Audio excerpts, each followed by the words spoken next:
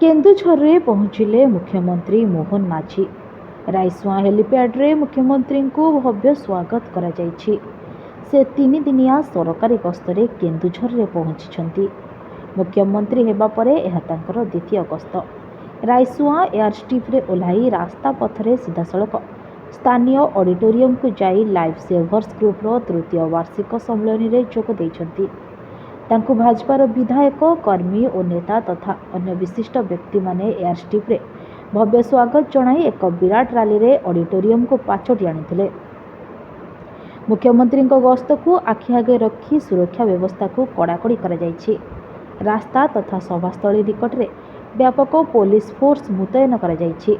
स्थानीय circuit house रे मध्याह्न भोजन पर निज ग्राम रायकला को जाई फुटबॉल खेल कार्यक्रम में सामिल हेबे। सेठारु निज ग्राम बुली केन्दुझर को आसी स्थानीय कास्बी होटेल रे जिलार एमपी और विधायकों सहित आलोचना करिवार कार्यक्रम रहिछि।